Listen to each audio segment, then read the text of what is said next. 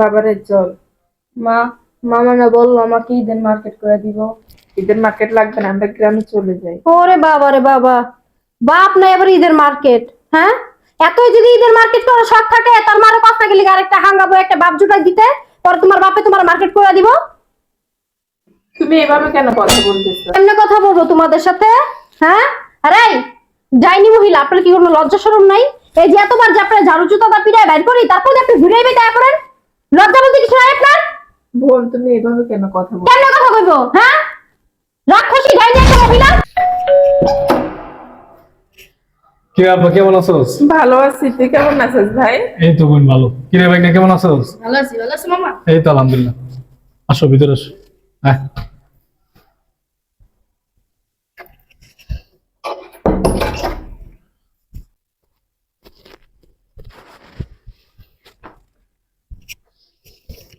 তারপর বোন? মামা, এবার যে আমাদের শুধু দামি গেঞ্জি লাগবে, দামি প্যান্ট লাগবে, আর দামি জুতা লাগবে। আরে ভাই না, তোরে মার্কেটে লয়ে যাবো, তুই যেটা পছন্দ করবি ওইটাই তোরে কিনা দিমু।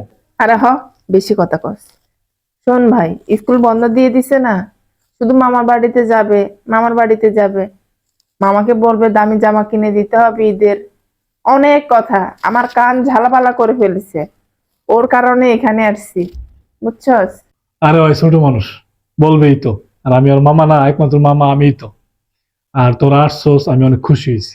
কত কষ্ট করে চলস, দুলাভাই নাই, আমি তো বুঝি সব। আচ্ছা শোন বোন, ভাই না, ওই বিকালের দিকে তো করে নিয়ে মার্কেটে যাবো না, মার্কেটে কইরা তারপরে ঈদ মিদ কইরা এখানে, তারপরে ঈদের 2-3 দিন থাইকা তারপরে দেশে যাইস। যা, ওরা নিয়ে ভিতরে যা, যা রেস্ট কর। বিকালের দিকে নিয়ে যাবো না মার্কেটে। আচ্ছা ঠিক আছে ভাই। কই যাব? হ্যাঁ, আরে বড় পাইছে, আমার বাইক নিয়ে আসছে, অনেক জার্নি করে আসছে তো, ভিতরে যাই একটু রেস্ট করবো। তা আপনার আপা আর আপনার ভাই না এত কষ্ট করে কি কারণে আসছে জার্নি কইরা? হ্যাঁ, মানে কি কে দাওয়াত দিছে? কি কারণে আইছে? তুমি বলে কি সব কথা বলতে বলো ভাবনা? আমার বোন, আমি ছাড়া আর কেউ আছে আমার বোনের? আমার বোন জামাইটা মারা গেছে অ্যাক্সিডেন্ট করে।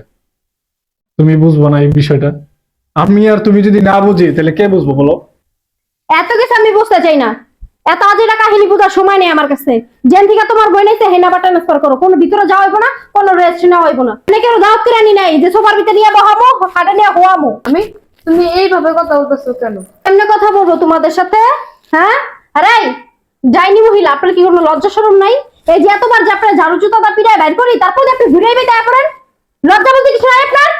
বোন, তুমি এভাবে কেন কথা বল? কেন কথা কইবো? হ্যাঁ, রাক্ষসী ডাইনি একটা মহিলা। নিজের সংসারে তো খাইছেন, শান্তি হয় নাই, এখন আমার সংসারে খাইতেইছেন। ভাবনা, কি সব কথাবার্তা বলতেছো তুমি আপারে? সত্যি কথাই বলতাছি। কি কথা বলতেছি বুঝো না? হ্যাঁ, নিজের সংসারটা খায়া হয় নাই, আবার আইসা আমার সংসারটা গিলা খাইতে। হাঙ্গর আপনি?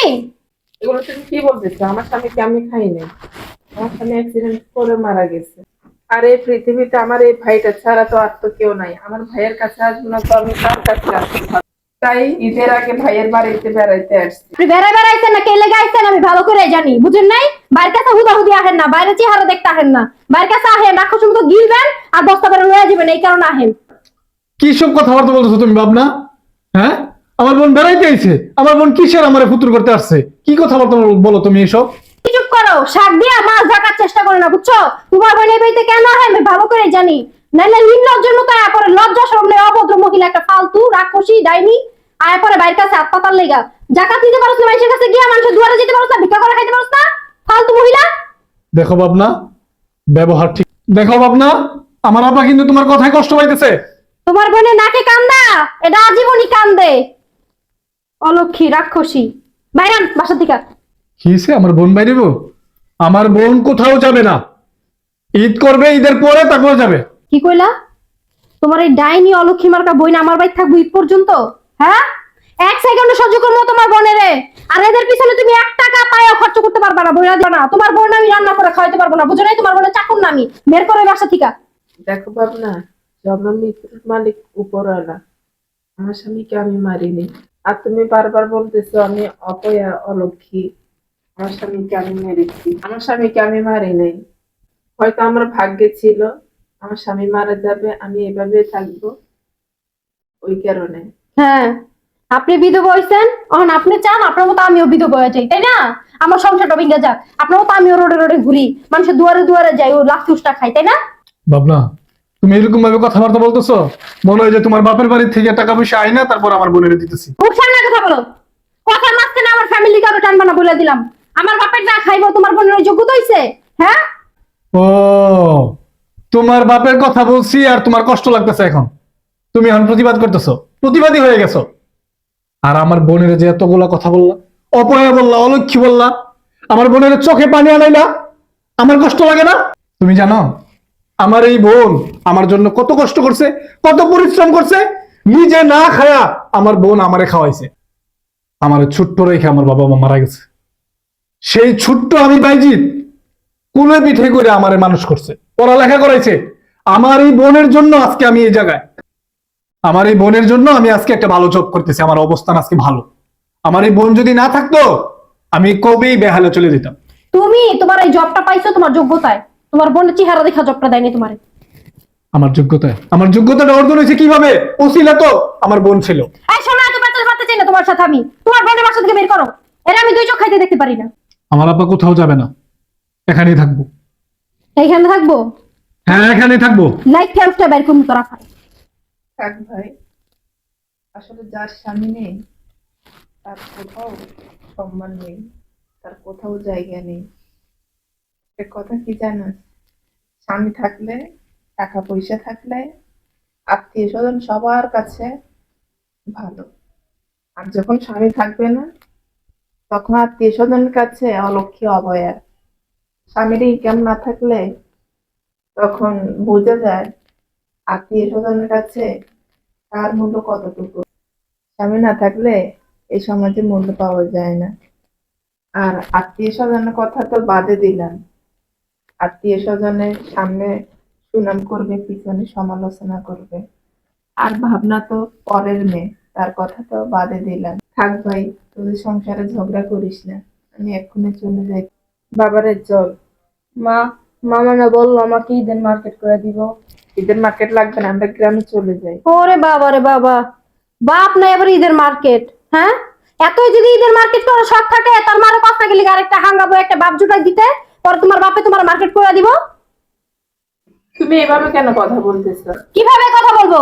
এই যে কি আমার জমি আপনাদের জন্য কামাই করে রেখে দিছে, না আপনার বাতার মোড়াকে ক্যাশ করে দিয়ে গেছে যে জায়গাতে ভেঙে ভেঙে করে দিব? ছোট বাচ্চাদের সাথে সুন্দরভাবে কথা বলতে হয়, ভাবনা। এইভাবেই কথা বলবো। ছোট বাচ্চার মতো থাকতে হয়। এনিকার বাপ আছে, চোখে দেয় না? মামার কাছে চাই কেমনে? ভাবনা চুপ থাকো তো, আর কত অপমান করবো আমার বোনটারে? তোমার বইনে বাইরে তো করবো রসা থেকে। অপমান তো আর কম করো নাই। আপা এই যে, ৬,০০০ টাকা আছে, আমার বাইক নাটারে কাপড় চোপড় কিনা দিও। ছাড়ো, তোমার কত বড় সাহস? এই টাকাটা দেওয়া এমন করো টাকা না। দিতেছো মানে? কত বড় সাহস? তুমি এতগুলো টাকা তোমার বইনে দিয়ে দিতেছো, 1 টাকাও দিতে পারবে না। বের করো। ওই এতগুলো টাকা, অল্প কিছু টাকা দেও, এরকম করো না ভাবনা প্লিজ। বেশি বাড়াবাড়ি করো না বলে দিলাম। অতিরিক্ত বাড়াবাড়ি করতেছো তুমি। অনেক আশা নিয়ে আসছে আমার। বের করবা নাকি আমি করব? হ্যাঁ, আমি বের করলে কিন্তু ভালোভাবে বের করবো না বলে দিলাম। থাক ভাবনা, আমরাই বের হয়ে যাচ্ছি। অপমান অনেক করেছো, আর করার দরকার নেই। একটা নাও বাবা। ভাই ভালো থাকিস, চলে যাচ্ছি। ভালোই থাকবো, আপনি না এলে যান। তোমার সাহস দেখে আমি অবাক হয়ে যেতেছি।